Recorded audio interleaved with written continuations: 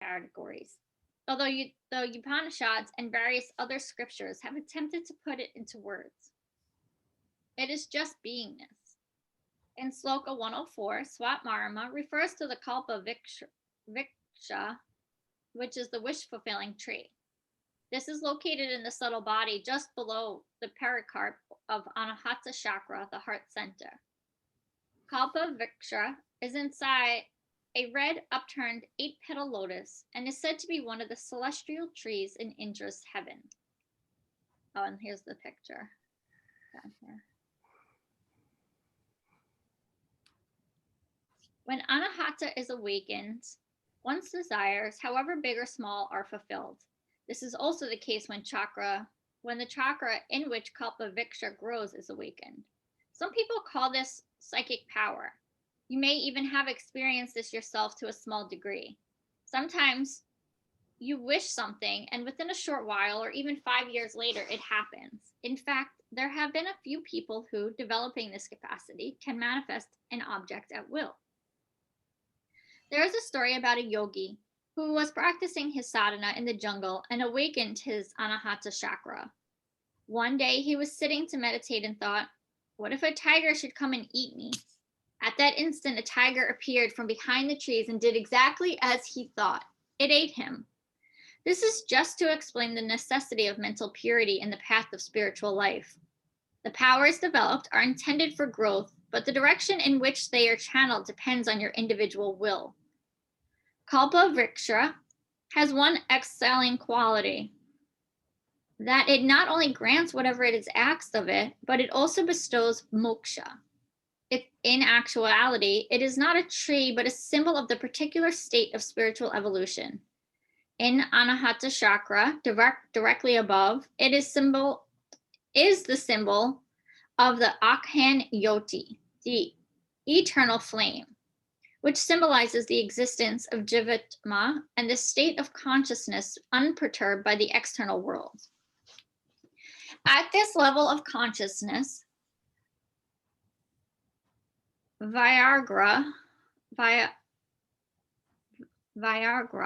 know I'm not pronouncing that word right. I've heard it 1,000 times, but it's not sticking. Viagra. Yeah, that's right. Viagra? I feel like I'm saying Viagra. Yeah. Viagra becomes spontaneous and the mind is in perfect equanimity. Therefore, Swatmarama states that when one reaches this level of consciousness, that is, Kundalini penetrates Anahata, one attains the Unmani Avastha. However, it should be remembered that if a state achieved by effort, and one will have to endeavor further to attain a higher state.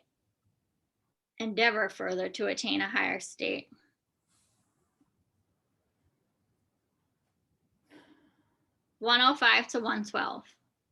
Bad karma, sin, is destroyed by constant concentration on nada. The finite mind and prana dissolve into the stainless niranjana. The body becomes like a log of wood in the Unmani Avastha, and not even the sound of the conch or Dunhubi drum is perceived by the yogi. The yogi who has gone beyond all the states of consciousness, who is freed of thought, who appears dead, impervious to stimulus, is liberated without doubt. In samadhi, a yogi is neither consumed by the, did I just read this? No, is neither consumed by the process of time, death, nor is he affected by action, karma, nor affected by any influence. In samadhi, a yogi knows neither smell, taste, form, touch, or sound, tan mantras. He does not cognize his self, ego, nor that of others. One whose mind is neither asleep nor awake, whose mind is devoid of memory and forgetfulness, neither oblivious nor active, is indeed liberated. In samadhi, a yogi is unaware of distinctions of heat and cold, pain and pleasure, honor and dishonor. He who seems asleep in the waking state, who is without breathing, yet is perfectly healthy, is verily liberated. In the state of samadhi, there is total introversion introversion of sense perception, and cessation of mental processes until consciousness alone remains. The first sense which withdraws is smell, then taste, sight, feeling, sound, and lastly, ego.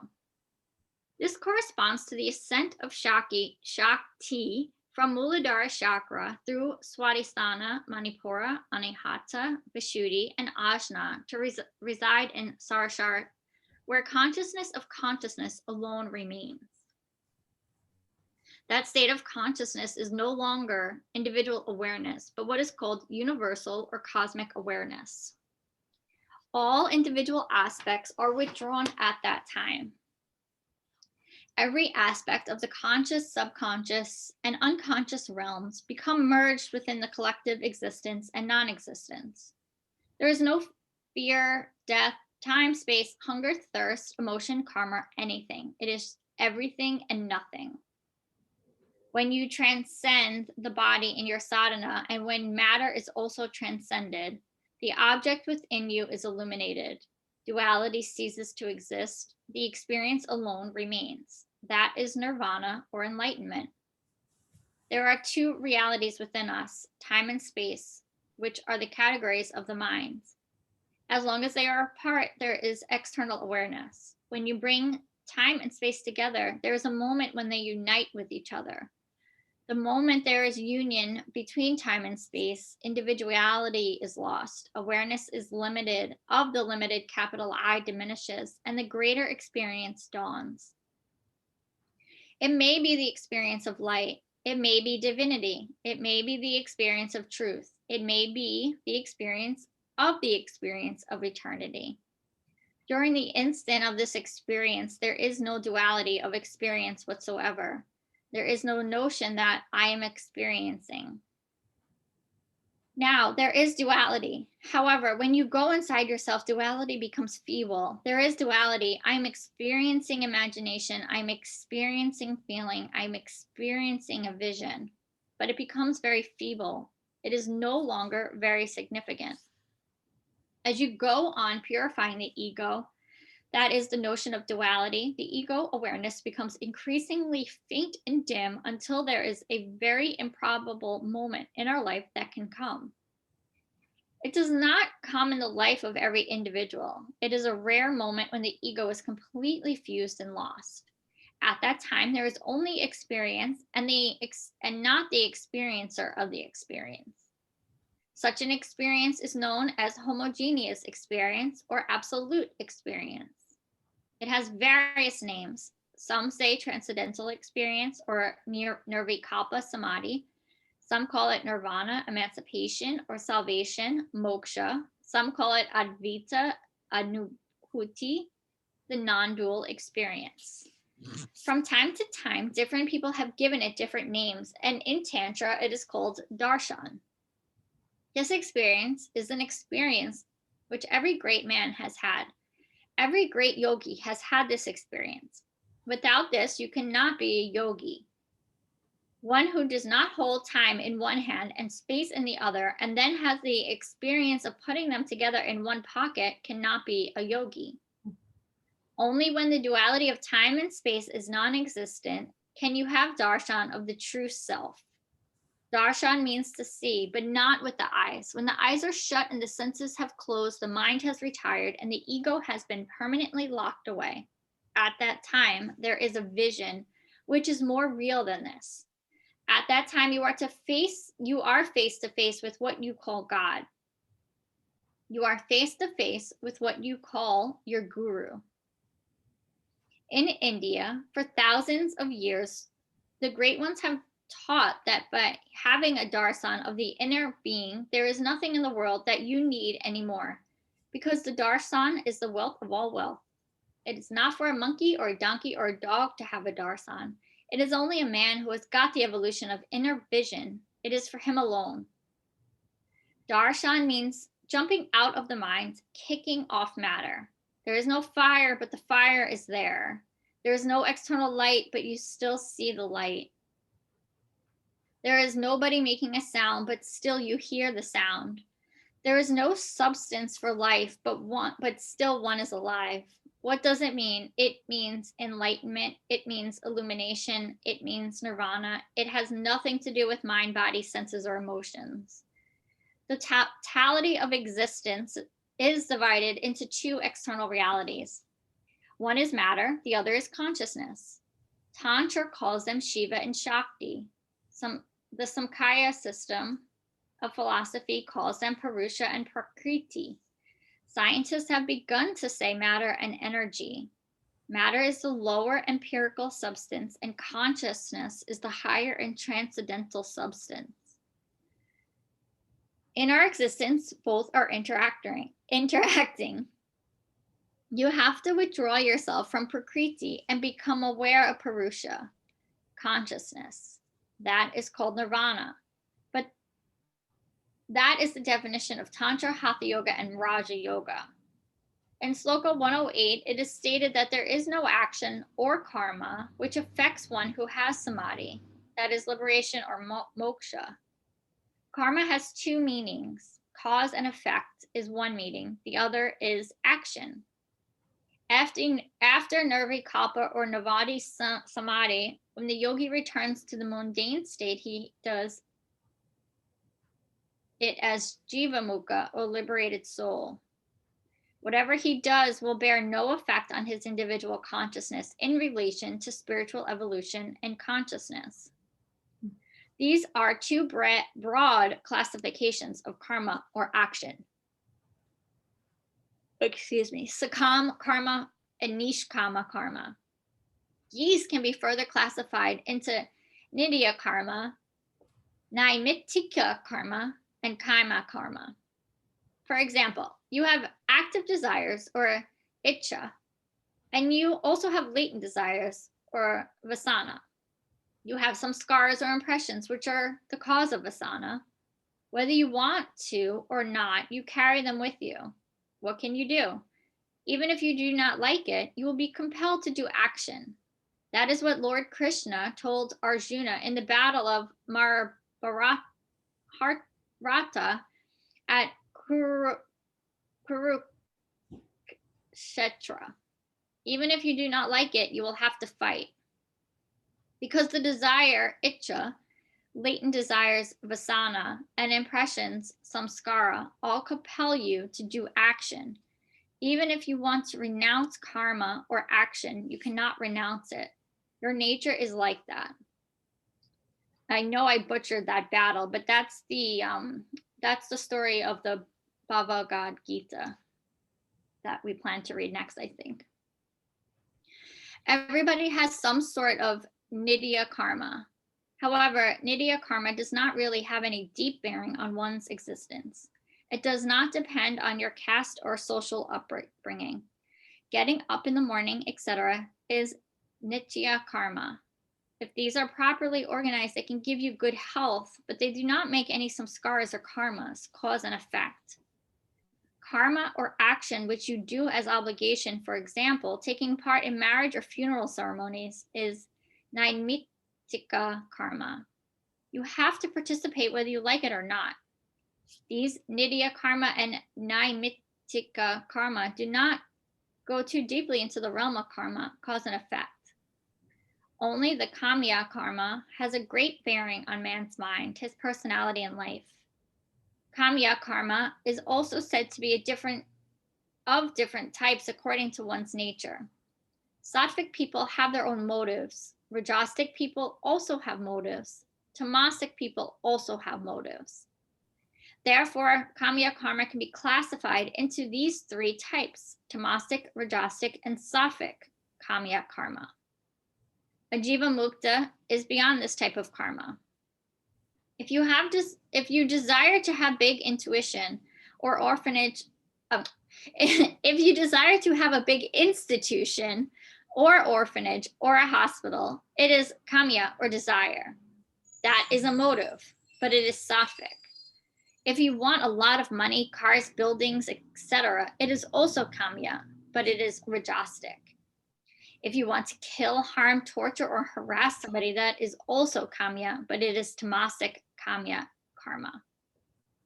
So, according to Thomas, Rajas, and Safa, the Kamya karmas have a different impact on life, personality, and mind. To be a nishkama or totally devoid of identification with desire is extremely difficult unless you are a jiva mukta, because without desire, you are not going to be motivated to work or do anything. However, if you go very deep, very, very deeply into it, you will find that the nishkama karma automatically comes when you change the quality of mind. Supposing that you are working in a government department and you want things done there a particular way. The desire is there, but its quality is different. It is nishkama because the ego is not evolved there. Just because you desire to do something does not mean you are going to create karma, cause and effect. You have to avoid association of amakara, abhimama, or ego or ego with the desire that is selfish desire. Nishkama does not mean desirelessness. Nishkama only means you detach your ego. The method of ego detachment comes through samadhi. I wanted to see how long this letter was. I'll read this letter and then we'll pause. Letter from Swami Sivananda, November 8th, 1943. Beloved aspirants, samadhi is blissful union with the Supreme Self. It leads to direct intuitive realization of the infinite. It is inner divine experience, which is beyond the reach of speech and mind. You will have to realize this yourself through self-meditation. The senses, the mind, and the intellect cease functioning. There is neither time nor causation here. May you rest in samadhi. Swami Sivananda Maharajad of Rishikesh in Mahasamadhi. I will pause here.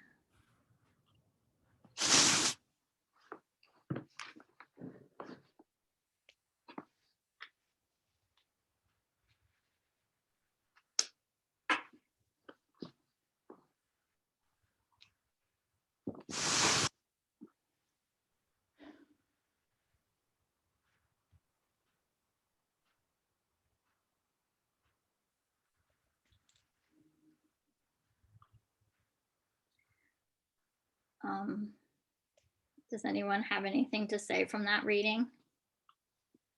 I feel like I've been rambling. Reading.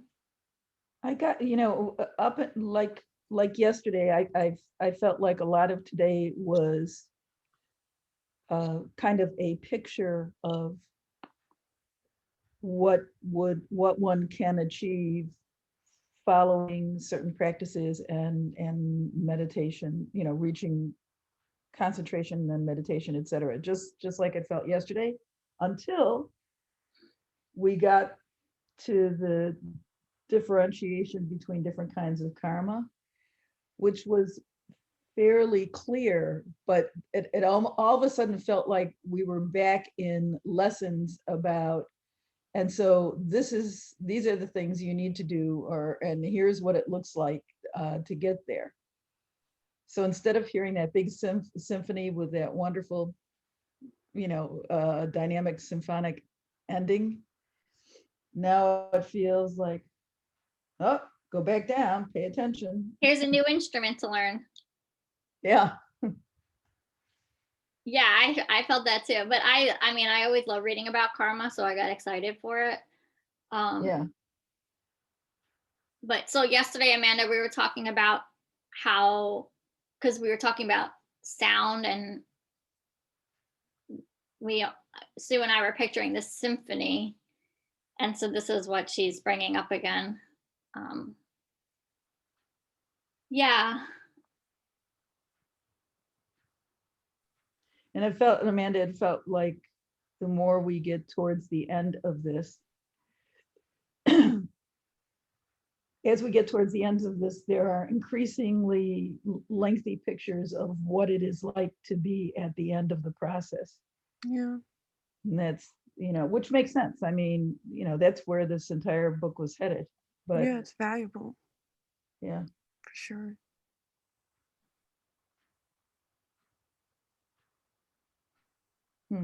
It's nice to know where you're going. Otherwise, you don't know what to expect. You don't know what to be Striving for. Yeah, exactly. Like she's talking about our karma, like even what we started our conversation with, even 2020, like just being so mindful of, I love that idea of like what we're layering our karmas with, the samskaras, the impressions. Even like my example with Kramer, like trying not to get so attached to the sound of the whining, but instead like constantly shifting. And I know that's not karma, but it's just like constantly being in your mind and shifting, and like constantly shifting your mind thoughts. Instead of you attaching yourself to the mind thought that's given to you, you can quickly change it and shift it to whatever you really want it to be. Yeah, that tiger eating you in the forest is quite the cautionary tale, huh? Yeah, like exactly that. And then like even Domenica and I being like, we're never commuting again. Like keep planting that seed because it'll come true. People are like, when are you going back to the office? And I keep flat out telling them I am not going back. And they're like, oh, they gave you the okay to do that? I'm like, nope, but I'm putting it out there. I really believe in that power of like what the tiger story. And I first learned it before I understood yoga as that book, The Secret, of like really putting things out there. And I still believe in the power of The Secret. I just believe in it in a different way because now I learned it through like the power of intention setting. But I do, and like then like little signs will pop up. I shared this with Amanda yesterday. We're putting together a conversational series for nonprofits on Long Island to share their mission and ways people can get involved. And I'm really excited about it. And so I'm putting the schedule together, and I learned of a new nonprofit through Amanda just last year, like in November. We did a food drive for them. They're right here in Rockville Center. And they have a food pantry called the Martin Luther King Jr. Food Pantry of Rockville Center. I never heard of this organization or food pantry before, and they're under the umbrella of the Anti-Racism Project. And I spoke to I don't know what her role is exactly, but she's one of the leaders of this organization. And she said that, and I made a financial donation to them on Giving Tuesday. That's how like closely connected I was to them at the beginning of December. And by the end of December, they have renamed so I asked them to participate, and they're going to participate in February. And she said they just renamed their food pantry the Sharon Martin Luther King Jr. Foundation. And I'm like, oh my God, Sharon, my sister passed away and her name was Sharon. And like, of all the names in the world for them to rename the organization, and they named it after their founder, but the fact that it happened to be Sharon, I was like, oh, those like signs to me are like, oh, I'm on the path.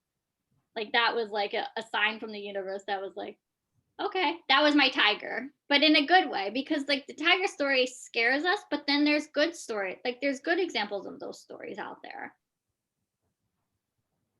So I think if we just if we're alert and we're trying to like create our happiness, and create happiness is something that came from my sister too. It was in her high school yearbook quote, and I love that versus like finding happiness. Like when we sit and create our happiness, we are like setting intentions, we're living in the present, and we are like directing where we want to go versus like searching for something that may not even exist out there.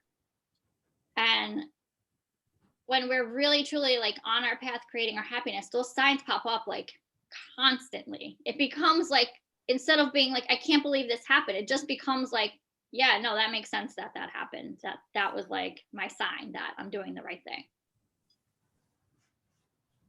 Yeah, we always get those validations when we're paying attention. Yeah.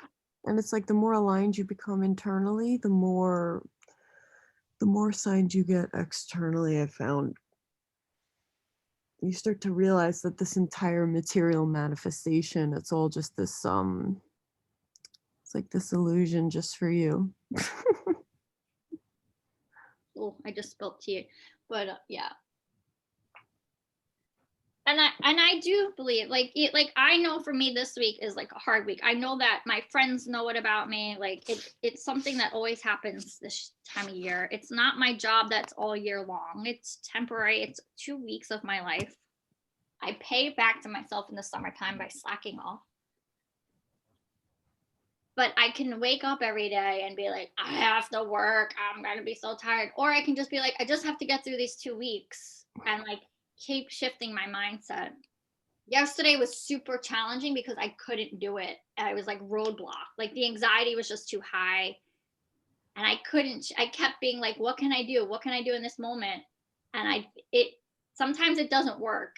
And sometimes you're just meant to be there, I guess. So it's Well, not the vehicle has to be managed, right? Like if we're not getting sleep, if we're not doing our practices, if we're not eating right, if I we're never ate all lunch the yesterday. things. I never made my bed, which is a big no-no for me. If I don't make my bed, my whole day is off. But that's when you start thinking things like the tiger. Yeah.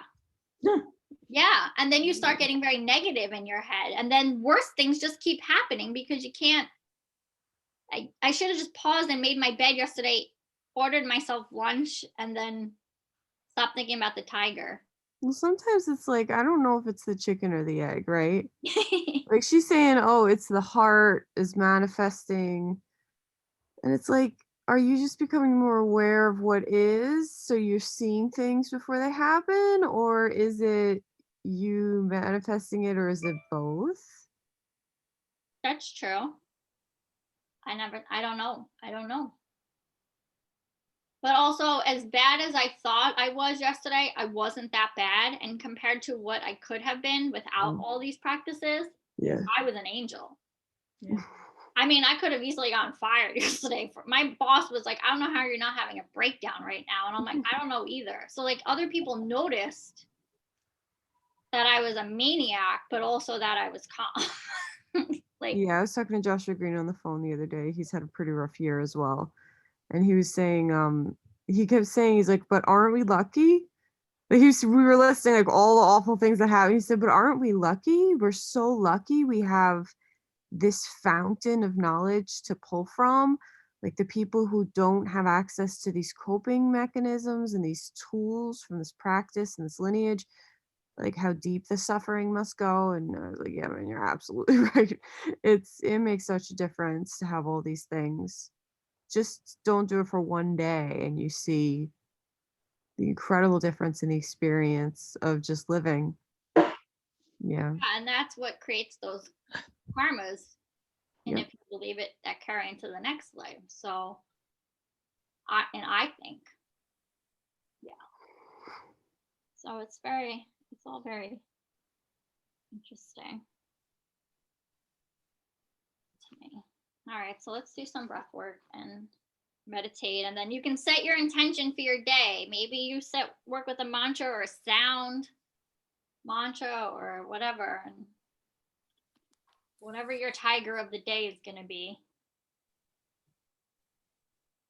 And really, I guess not even attaching judgment to it, just accepting, like Amanda says, like yesterday that was the day for me, and not every day it's going to be beautiful rainbows and unicorns and yoga. You're going to get the tiger days, and it's how we handle those days that really truly set our karma, I think.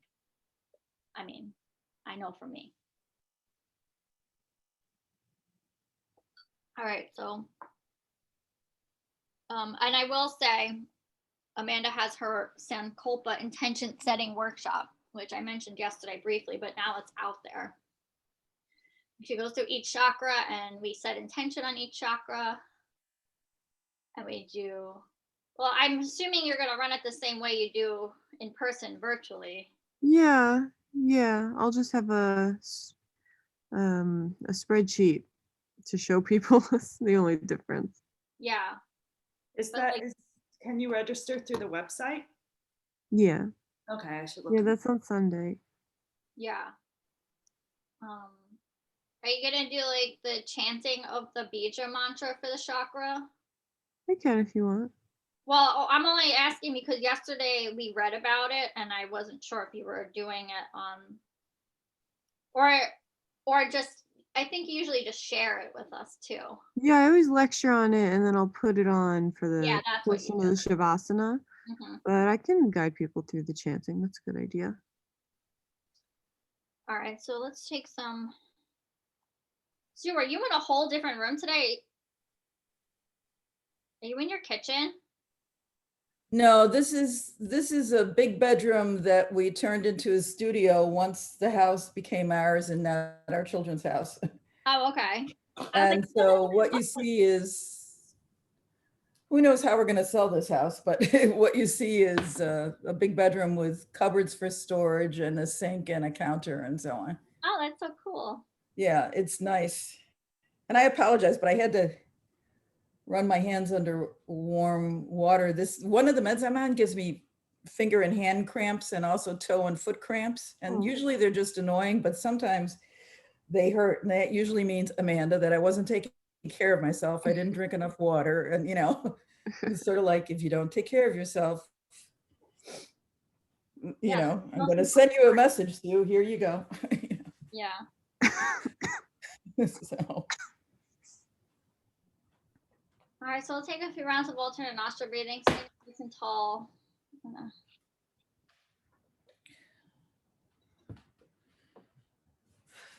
Taking a few breaths in through the nose, out through the nose, just beginning to pull the attention to the breath.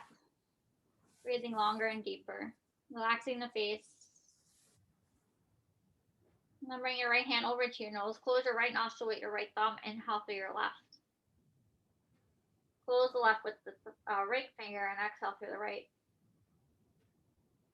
Inhale right. Close right, exhale left. Inhale left. Close left, exhale right. Inhale right. Close right, exhale left. Inhale left. Close left, exhale right. Inhale right. Close right, exhale left. So doing like that a few more rounds on your own breath. If you have locks or tension, you want to add it in.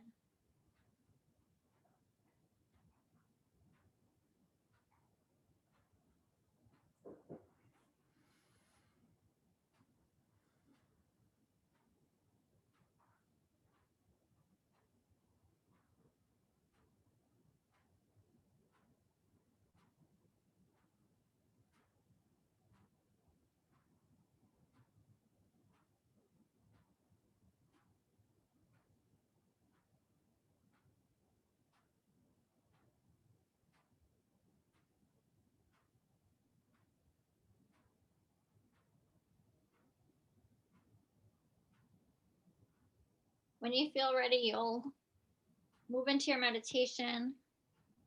I'm going to set the timer. You'll join us when you're ready. There's no rush.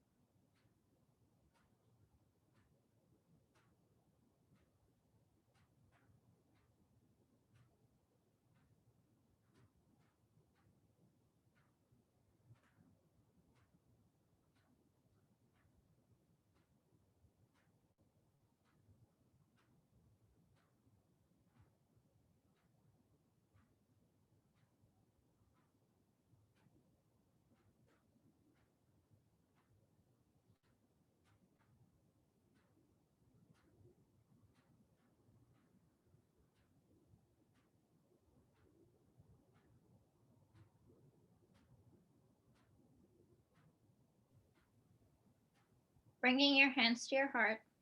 Namaste.